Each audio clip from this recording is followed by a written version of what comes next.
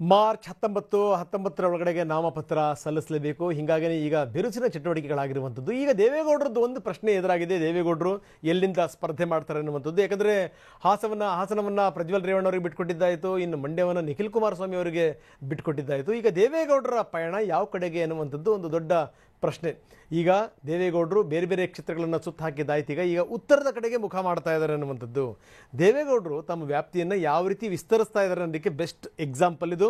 ಬೆಂಗಳೂರು ಉತ್ತರದಿಂದ ದೇವೇಗೌಡರು ಸ್ಪರ್ಧೆ ಮಾಡ್ತಾರೆ ಅನ್ನುವಂಥ ಮಾತುಗಳು ಈಗ ಕೇಳಿಬರ್ತಾ ಇದೆ. ಇನ್ನೊಂದು ಮೂಲದ ಪ್ರಕಾರ ಎಲ್ಲೋ ಒಂದು ಕಡೆ ಮುದ್ದಹನುಮೇಗೌಡರನ್ನ ತೆರವುಗೊಳಿಸಿ ಅಲ್ಲಿಂದಲೇ ಅಂದರೆ ತುಮಕೂರಿಂದಲೇ ದೇವೇಗೌಡರು ಸ್ಪರ್ಧೆ ಮಾಡಿದ್ರು ಕೂಡ ಆಶ್ಚರ್ಯ ಇಲ್ಲ ಅನ್ನುವಂಥ ಮಾತುಗಳು ಕೇಳಿಬರ್ತಾ ಇವೆ.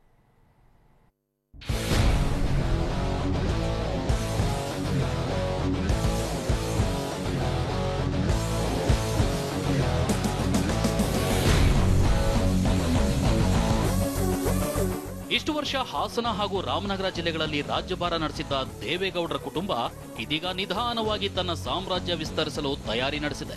ಅತ ನಿಖಿಲ್ ಎಂಟ್ರಿಯಿಂದಾಗಿ ಮಂಡ್ಯ ತನಕ ವಿಸ್ತರಣೆ ಆಗಿರುವ ಗೌಡರ ಕುಟುಂಬ ಪಾಳ್ಯ ಇದೀಗ ಸಿಲಿಕಾನ್ ಸಿಟಿಗೂ ಎಂಟ್ರಿ ಕೊಟ್ಟಿದೆ.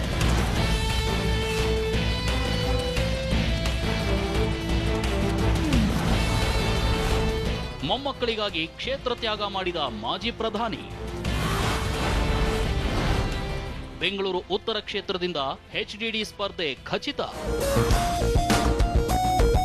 ನಿಜ, ದೇವೇಗೌಡರು ಬೆಂಗಳೂರು ಉತ್ತರ ಕ್ಷೇತ್ರದಿಂದ ಅಖಾಡಕ್ಕಿಳಿಯಲು ಬಹುತೇಕ ಗ್ರೀನ್ ಸಿಗ್ನಲ್ ತೋರಿಸಿದ್ದಾರೆ. ಇವತ್ತು ಜೆಡಿಎಸ್ ಕಚೇರಿಯಲ್ಲಿ ನಡೆದ ಸಭೆಯಲ್ಲಿ ದೊಡ್ಡಗೌಡರು ಸಿಲಿಕಾನ್ ಸಿಟಿಯಿಂದ ಸ್ಪರ್ಧೆ ಮಾಡುವ ನಿರ್ಣಯಕ್ಕೆ ಬಂದಿದ್ದಾರೆ. ಆದರೆ ಗೌಡರು ಮಾತ್ರ ಇದ್ರ ಬಗ್ಗೆ ತುಟಿ ಬಿಚ್ಚಲಿಲ್ಲ. ಬದಲಿಗೆ ಈ ಬಾರಿ ಚುನಾವಣೆಗೆ ಸ್ಪರ್ಧೆ ಮಾಡೋದು ಮಾತ್ರ ಖಚಿತ ಅಂತಷ್ಟೇ ಹೇಳಿ ಜಾರಿಕೊಂಡ್ರು. ಹೇಳ್ತಾರೆ, ನಾನಿನ್ನೂ ಅಂತಿಮ ಘಟ್ಟಿಗೆ ಚರ್ಚೆ ಮಾಡ್ತಾ ಇದ್ದೀವಿ. ನಾನೇ ಅಂತಿಮ ಘಟ್ಟಿಗೆ ತೀರ್ಮಾನ ಮಾಡಿ. ಅಷ್ಟಕ್ಕೂ ದೇವೇಗೌಡರು ಬೆಂಗಳೂರಿಗೆ ಬರೋದ್ರ ಹಿಂದೆ ಒಂದು ರಾಜಕೀಯ ಲೆಕ್ಕ ಕೂಡ ಇದೆ. ಗೆಲುವಿಗೆ ಸಹಕಾರಿಯಾಗುವ ಅಂಶಗಳು ಇವೆ. ಅದೇನು ಅಂತ ತೋರಿಸ್ತೀವಿ ನೋಡಿ.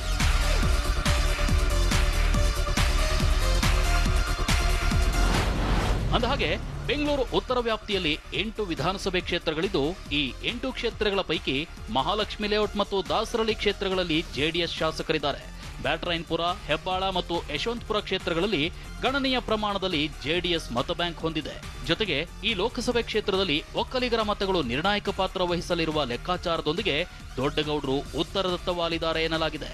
ಇದಲ್ಲದೆ ಬೆಂಗಳೂರು ಲೋಕಸಭಾ ಚುನಾವಣಾ ನೇತೃತ್ವವನ್ನ ರಾಜ್ಯಸಭಾ ಸದಸ್ಯ ಕುಪೇಂದರ್ ರೆಡ್ಡಿ ಹೆಗಲಿಗೆ ಹಾಕಿದ್ರೆ, ನಿರ್ಣಾಯಕ ಉತ್ತರ ಕ್ಷೇತ್ರದ ಚುನಾವಣಾ ಉಸ್ತುವಾರಿಯನ್ನ ಶಾಸಕ ಗೋಪಾಲಯ್ಯ ಅವರಿಗೆ ವಹಿಸಲಾಗಿದೆ.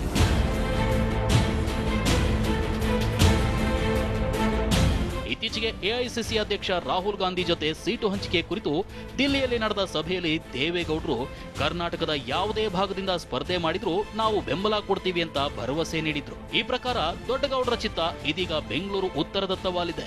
ಸದ್ಯ ಕ್ಷೇತ್ರವನ್ನ ಪ್ರತಿನಿಧಿಸ್ತಾ ಇರುವ ಕೇಂದ್ರ ಸಚಿವ ಡಿ.ವಿ. ಸದಾನಂದ ಗೌಡರನ್ನ ದೇವೇಗೌಡರು ಮಣ್ಣು ಮುಕ್ಕಿಸ್ತಾರಾ ಅಥವಾ ಗೌಡರ ಲೆಕ್ಕಾಚಾರವೇ ಉಲ್ಟಾ ಹೊಡೆಯುತ್ತಾ ಕಾದು ನೋಡಬೇಕು. ವಿನಯ್, TV9 ಬೆಂಗಳೂರು. ಗೌಡರ ಲೆಕ್ಕಾಚಾರ ಯಾವತ್ತೂ ಕೂಡ ಉಲ್ಟಾ ಹೊಡೆಯಲ್ಲ. ಯಾಕಂದರೆ ಗೌಡರು ಅಳದೂ ತೂಗಿ ನಿರ್ಧಾರಕ್ಕೆ ಬರುವಂಥವ್ರು. ಒಂದು ನಿಮಗೆ ಬಹಳ ಆಶ್ಚರ್ಯಕರ ಸಂಗತಿ ಹೇಳ್ತೀನಿ. ಗೌಡರ ಕ್ಯಾಲ್ಕುಲೇಷನ್ ಇದೆಯಲ್ಲ, ರಾಜಕೀಯ ಕ್ಯಾಲ್ಕುಲೇಷನ್, ಅದು ಇವತ್ತಿಂದಲ್ಲ. ಅದು ಕ್ಯಾಲ್ಕುಲೇಷನ್ ಹೆಂಗೆ ಮಾಡಿರ್ತಾರೆ ಅಂತಂದರೆ ಮುಂದಿನ 5 ವರ್ಷಕ್ಕೆ 10 ವರ್ಷಕ್ಕೆ ಅದರ ಪರಿಣಾಮಗಳೇನು ಹಂಗೆ ಲೆಕ್ಕ ಹಾಕಿರ್ತಾರೆ ದೇವೇಗೌಡರು. ಹಾಗಾಗಿನೇ ದೇವೇಗೌಡರು ಇವತ್ತು ಕೂಡ ಪ್ರಸ್ತುತ ಆಗಿರುವಂಥದ್ದು. ನಾವು ಅವ್ರ ಮಕ್ಕಳ ಬಗ್ಗೆ ಹೇಳಲ್ಲ, ದೇವೇಗೌಡರ ಬಗ್ಗೆ ಮಾತ್ರ ಈ ಮಾತನ್ನು ಹೇಳ್ತಿರುವಂಥದ್ದು. ಯಾಕಂದರೆ ಪಕ್ಕಾ ಚಾಣಕ್ಯ ರಾಜಕಾರಣಿ.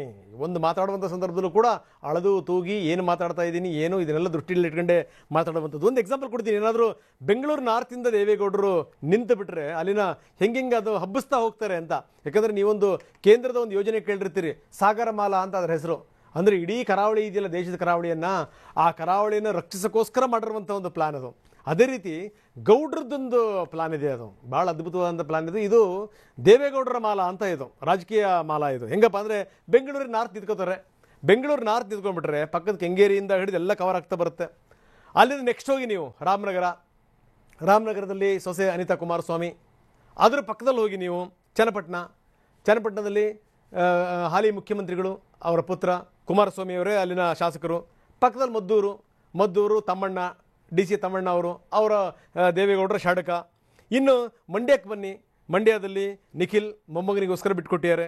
ಮೈಸೂರಿಗೆ ಹೋಗಿ, ಮೈಸೂರಲ್ಲಿ ಈಗ ಇನ್ನೊಂದು ಹೆಸರು ಕೇಳ್ಬರ್ತಾ ಇದೆ, ಅದು ಪ್ರೊಫೆಸರ್ ರಂಗಪ್ಪನವರು ಬಹಳ ಹತ್ತಿರದ ಸಂಬಂಧಿ ದೇವೇಗೌಡರಿಗೆ. ಸೊ ಹೀಗೆ ವಿಸ್ತರಿಸ್ತಾ ಈ ಕಡೆ ಹಾಸನಕ್ಕೆ ಬನ್ನಿ. ಈಗೇನು ಅಂತಂದರೆ ಈಗ ರೈಲ್ವೆ ಬೋಗಿಗಳು ಒಂದಾದ್ಮೇಲೆ ಒಂದೊಂದು ಆ್ಯಡ್ ಆಗ್ತಾ ಇದೆಯಲ್ಲ ಗೌಡ್ರ ಬೋಗಿಗಳು, ಅದೀಗ ತುಮಕೂರಿಂದಲೂ ಕೂಡ ಆರಂಭ ಆಗಬೇಕು ಅನ್ನುವಂಥ ದೇವೇಗೌಡರ ಕನಸು ಲೆಕ್ಕ ಹಾಕೊಳ್ಳಿ. ಒಂದು ವೇಳೆ ಈ ಟ್ರೈನ್ ಏನಾದರೂ ಇಲ್ಲಿಂದ ಶುರುವಾಯಿತು ಅಂತಂತಂದರೆ ತುಮಕೂರಿಂದ ಹಿಡಿದು ಬೆಂಗಳೂರಿಂದ ಹಿಡಿದು ಪ್ರತಿಯೊಂದು ಕಡೆಗೂ ಕೂಡ ಕವರ್ ಮಾಡ್ಕೊಂಬರ್ಬೇಕು. ಇದು ದೇವೇಗೌಡರ ಪ್ಲ್ಯಾನು. ಇಲ್ಲಿ ನಿಜಕ್ಕೂ ಸಫರ್ ಪಡುವಂಥದ್ದು ಯಾವುದರ ಇದೆ ಅಂತಂದರೆ ಅದು ಕಾಂಗ್ರೆಸ್. ಯಾಕಂದರೆ ಇಬ್ಬರೂ ಕೂಡ ಗಟ್ಟಿಯಾಗಿರುವಂಥದ್ದು ಕರ್ನಾಟಕದ ದಕ್ಷಿಣ ಭಾಗದಲ್ಲಿ ಮಾತ್ರ. ಇದರ ನೇರವಾದ ಪರಿಣಾಮ ಕಾಂಗ್ರೆಸ್ ಮೇಲೆ ಆಗುವಂಥದ್ದು ಖಚಿತ.